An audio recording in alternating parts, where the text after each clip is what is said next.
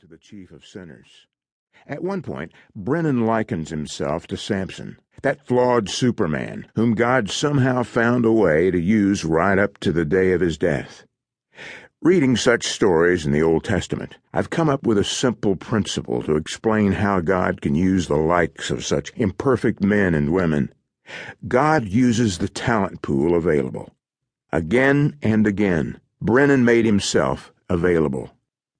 In the last few years, nearly blind, subject to illness and falls, at an age when he should have been enjoying retirement on a beach in Florida, he kept getting on airplanes and flying places to proclaim a gospel he believes with all his heart, but has not always lived.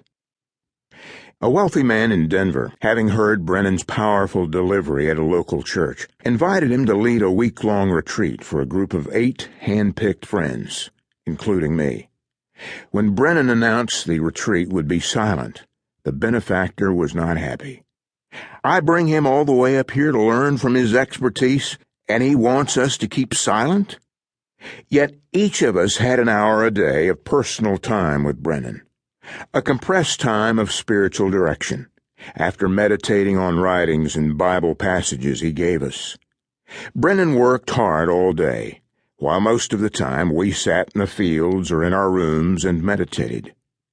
Since the camp where we were staying had inadequate facilities, we went each evening to the nearest restaurant, a fancy chart house.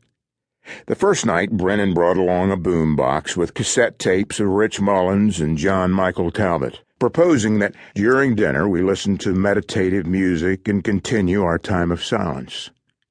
Soon a chipper waitress showed up. "Hi, guys. How are we all doing tonight?"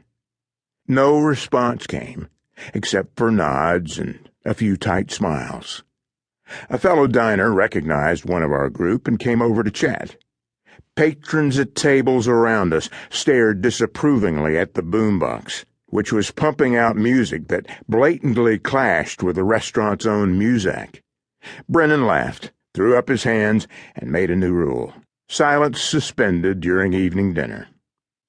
I remember that comical scene when I think of Brennan. More than anyone I know, truly, he has sought a pure and holy life, to the extent of living in a cave in Spain for months, working side by side with the poor, taking vows of chastity, poverty, and obedience. Yet his ideals flounder. Other noises, the clink of wine glasses, laughter from the bar, a woman's voice, distractions from others. In short, the messiness of life keep interfering with his holy quest. And the inner demons, which no one who has not experienced them can understand, rise up and take control. All is grace, Brennan concludes, looking back on a rich but stained life. He has placed his trust in that foundational truth of the universe, which he has proclaimed faithfully and eloquently.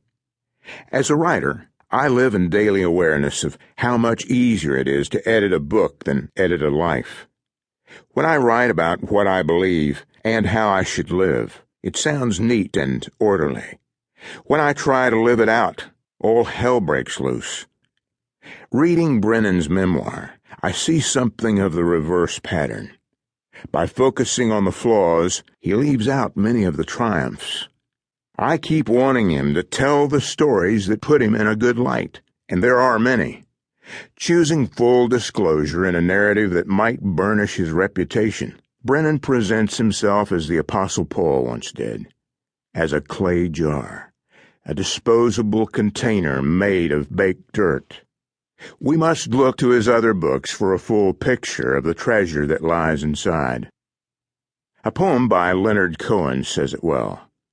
"Ring the bells that still can ring. Forget your perfect offering. There is a crack in everything.